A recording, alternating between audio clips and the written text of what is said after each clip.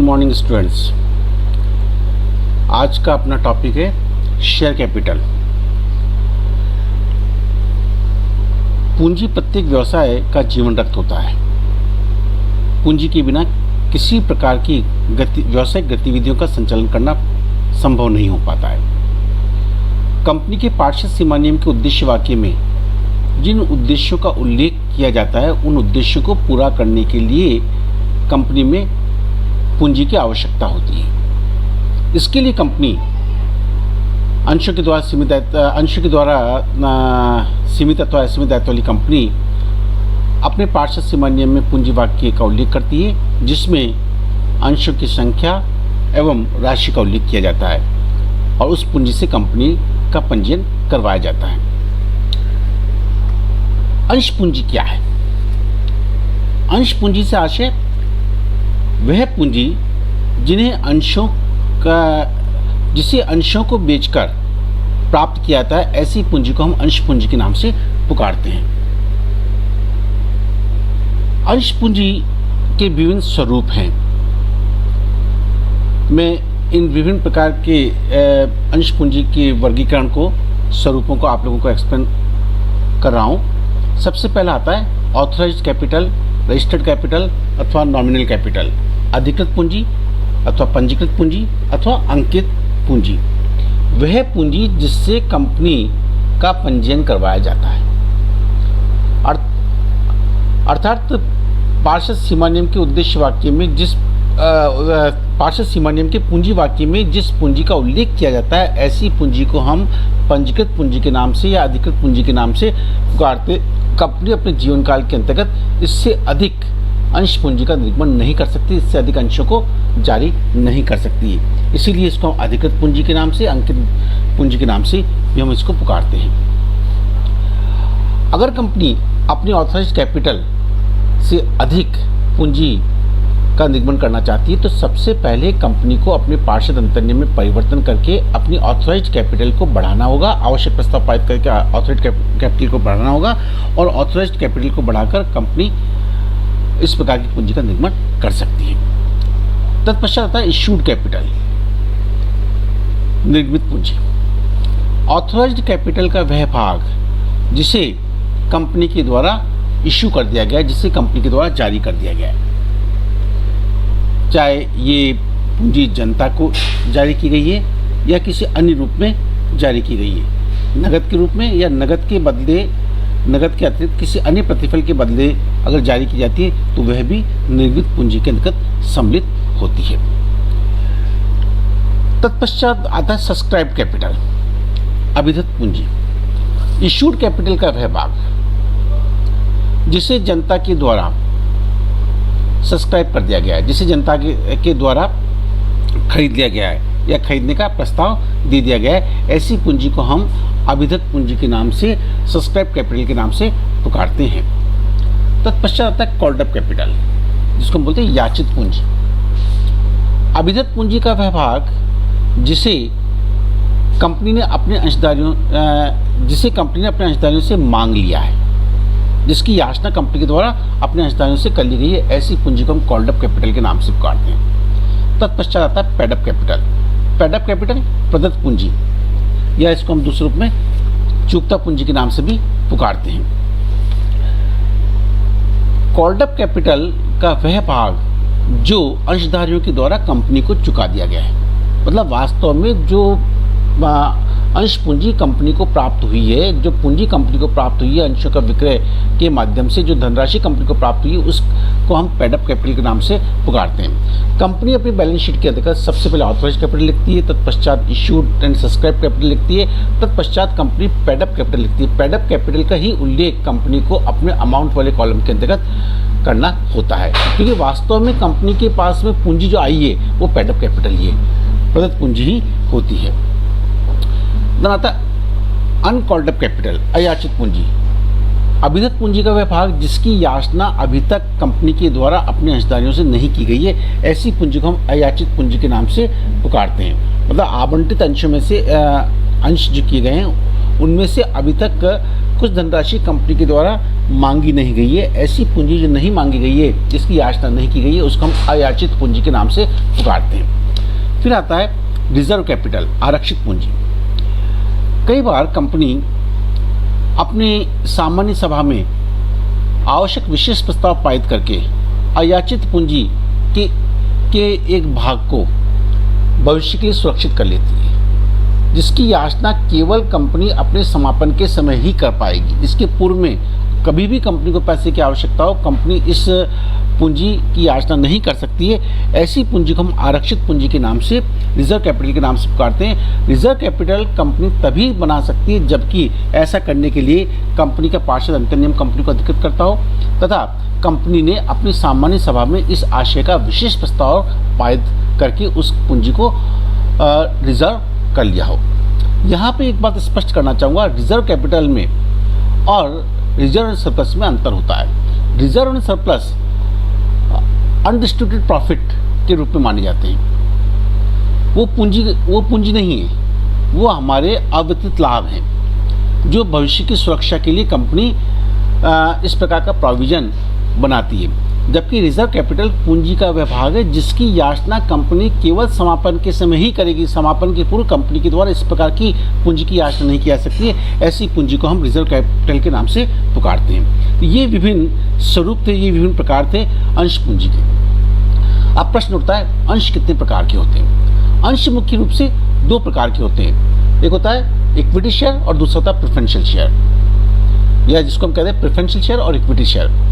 पूर्वाधिकारी अंश और समता अंश। सबसे पहले मैं आप लोगों को पूर्वाधिकारी अंश के बारे में एक्सप्लेन करूंगा, जिससे समता अंश को समझना आसान हो जाएगा। जैसा कि इसका नाम है पूर्वाधिकार, अर्थात पहले अन्य अंशधारियों की अपेक्षा पहले प्राप्त अधिकार। ऐसी अंश पूंजी जिसमें इसके धारकों को लाभांश प्राप्ति का पूर्वाधिकार होता है और कंपनी के समापन के समय अगर कंपनी के पास में अधिशेष है, सभी दायित्वों को चुकाने के बाद भी अगर संपत्ति का अधिशेष है, तो पूंजी की वापसी का पूर्वाधिकार ऐसे अंशधारकों को होता है। इसलिए इसका नाम है पूर्वाधिकार, पहले प्राप्त अधिकार। जबकि इस प्रकार का पूर्वाधिकार समता अंशधारी को नहीं होता है। पूर्वाधिकारी अंशधारियों को लाभांश का वितरण करने के पश्चात शेष अगर लाभांश बचते हैं तो समता अंशधारियों को लाभांश का वितरण किया जाएगा। समापन के समय पूर्वाधिकारी अंशधारियों को पूंजी का पुनर्भुगतान करने के पश्चात अगर कंपनी के पास में संपत्ति का अधिशेष बचता है तो समता अंशधारियों को उनकी पूंजी का पुनर्भुगतान किया जाता है। अब यहाँ पे मैं ये बात स्पष्ट करना चाहूँगा कि जो समता अंशधारी है, इक्विटी शेयर कैपिटल है, इसका सीधा सा मतलब है जो जिनको पूर्वाधिकार प्राप्त नहीं है। भाई ऐसी अंश पूंजी, ऐसा अंशधारी जिसमें उसके अंशधारी को पूर्वाधिकार प्राप्त नहीं होता, इसको मैं एक्सप्लेन कर देता हूँ। समता अंश पूंजी का मतलब कंपनी के उस समस्त अंश पूंजी से जो पूर्वाधिकार या अधिमान अंश पूंजी नहीं है। अर्थात समता अंश पूंजी में जिसके धारकों को लाभांश प्राप्ति का पूर्वाधिकार और कंपनी के समापन की दशा में कंपनी की पूंजी प्राप्ति का पूर्वाधिकार प्राप्त नहीं होता, वरीयता प्राप्त नहीं होती, ऐसे अंशधारी को हम समता अंशधारी के नाम से और ऐसी पूंजी को हम समता अंश पूंजी के नाम से पुकारते हैं। समता अंश पूंजी के धारकों को दो महत्वपूर्ण अधिकार प्राप्त होते हैं। मताधिकार, देखिए इक्विटी शेयर होल्डर को सभी मुद्दों पर कंपनी की सामान्य सभा में भाग लेने का अधिकार है। कंपनी की सामान्य सभा के अंतर्गत जो भी प्रस्ताव पारित किए जाते हैं उन प्रस्ताव में अपना मत व्यक्त करने का अधिकार प्राप्त होता है।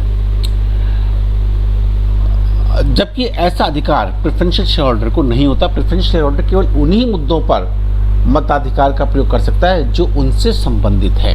कंपनी के सामान्य प्रबंध व्यवस्था के संदर्भ में पूर्वाधिकारी अंशधारी को इस प्रकार का अधिकार प्राप्त नहीं होता है। समता अंश पूंजी को भी वापस दो भागों में डिवाइड किया गया है।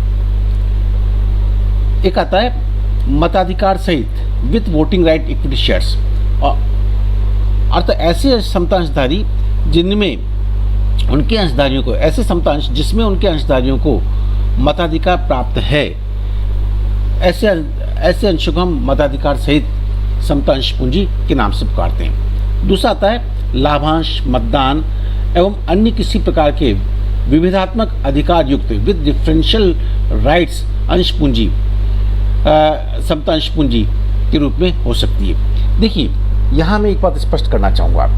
सामान्य रूप में इक्विटी शेयर होल्डर कंपनी का अंशधारी होता है, सदस्य होता है, एक्टिव सदस्य होता है, जो कंपनी के सभी मुद्दों के अंतर्गत, जो सामान्य सभा के अंतर्गत प्रस्ताव रखे जाते हैं, उसमें अपना मताधिकार का प्रयोग कर सकता है, अपने विचार प्रकट कर सकता है। किंतु वास्तव में क्या होता है, कंपनियों के अंतर्गत जिनके पास में कंपनी की इक्विटी स्टेक बहुत अधिक है, ऐसे व्यक्ति कंपनी की सामान्य सभा के अंतर्गत अपना वर्चस्व रखते हैं और आवश्यक प्रस्ताव को अपने मताधिकार के माध्यम से पारित करवा लेते हैं। तो बहुत से अल्प मताधिकार रखने वाले अंशधारी कंपनी की सामान्य सभा में भाग नहीं लेते हैं, वो सामान्य सभा में नहीं आते। उनका उद्देश्य तो कंपनी के लाभांश में भाग लेने का ही होता है। इसलिए कंपनी विधान के अंतर्गत डिपार्टमेंट ऑफ कंपनी अफेयर्स के द्वारा एक संशोधन किया गया और अब इक्विटी शेयर को दो भागों में विभक्त किया गया, एक मताधिकार से समतांशधारी समतांश और दूसरे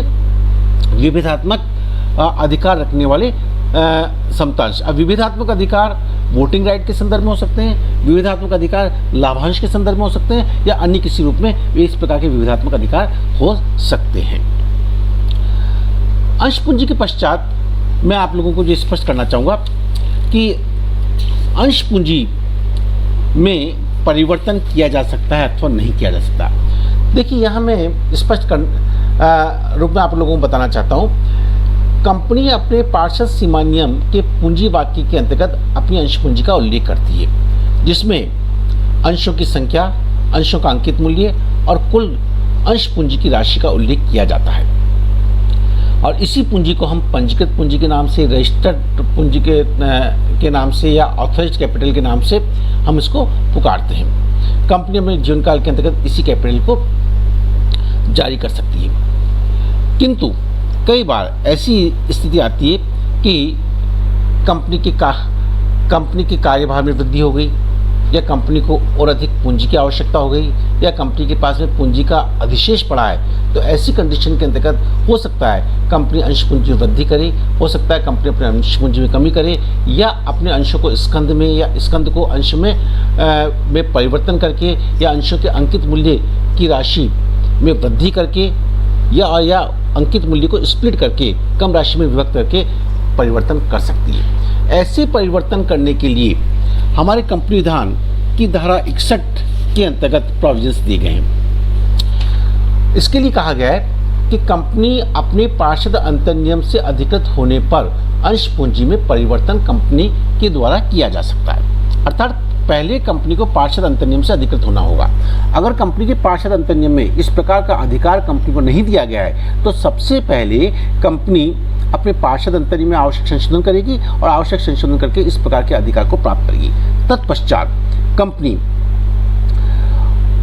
आवश्यक प्रस्ताव पारित करेगी। आवश्यक प्रस्ताव सामान्य रूप में अंश पूंजी में परिवर्तन के संदर्भ में, अंश पूंजी में कमी को छोड़कर अंश पूंजी में परिवर्तन के संदर्भ में सामान्य प्रस्ताव पारित करने की ही आवश्यकता होती है। सामान्य प्रस्ताव, साधारण प्रस्ताव पारित करने के पश्चात कुछ समीकरणों और विभाजनों का अधिकार से विभाजनों का अधिकरण से भी अनुमोदन करना पड़ता है, ट्रिब्यूनल से अनुमोदन करना पड़ता है। जब कंपनी अंश पूंजी में किए जाने वाले सभी प्रकार के कंसोलिडेशन या डिवीज़न के लिए ट्रिब्यूनल से अनुमोदन प्राप्त करने की आवश्यकता नहीं है, तब तो ये जरूरी नहीं है। किंतु कभी कभी अंश पूंजी में इस प्रकार का डिवीजन या कंसोलिडेशन करने के लिए अंशधारियों के मतदान के प्रतिशत में परिवर्तन हो जाता है। तो ऐसी दशा में ट्रिब्यूनल से इस संदर्भ में आवश्यक परमिशन प्राप्त करनी पड़ेगी। देखो, यहाँ पे आप लोगों को समझाना चाहूँगा कि कंपनी का जो कैपिटल स्टेक है, अगर मान लीजिएगा कैपिटल स्टेक जैसे वर्तमान के अंतर्गत कंपनी के अंतर्गत सपोज एक उदाहरण के रूप में हम बात करते हैं कि प्रमोटर स्टेक मान लीजिएगा 50% है या 40% है, और कंपनी के अंतर्गत पब्लिक होल्डिंग्स 30% है, और 30% कंपनी की पूंजी पे स्टेक एफआईज का है, फाइनेंशियल इंस्टीट्यूशंस का है। वर्तमान में पूंजी का स्वरूप इस रूप में अगर कंपनी अपने अंश पूंजी में किसी प्रकार का परिवर्तन कर रही है और परिवर्तन के कारण कंसोलिडेशन कर रही है या डिवीजन कर रही है, जिसके कारण इस स्टेक में परिवर्तन हो जाता है और हो सकता है कि इसके कारण जो अल्प मताधिकार रखने वाले अंशधारी हैं उनके हितों की उपेक्षा हो जाए या होने की संभावना रहे, तो ऐसी कंडीशन के अंतर्गत कंपनी को वहां पर अंश पूंजी में परिवर्तन करने से पूर्व ट्रिब्यूनल कंपनी विधान अधिकरण के माध्यम से इस प्रकार की परमिशन भी प्राप्त करनी होती है। इस प्रकार की परमिशन मिलने के पश्चात कंपनी अपने पार्षद अंतर्नियम में आवश्यक संशोधन करेगी और संशोधन करके 30 दिन के भीतर परिवर्तित पार्षद सीमा नियम की प्रति को रजिस्ट्रार के यहाँ पर प्रस्तुत कंपनी के द्वारा कर दिया जाएगा। अब मैं आप लोगों को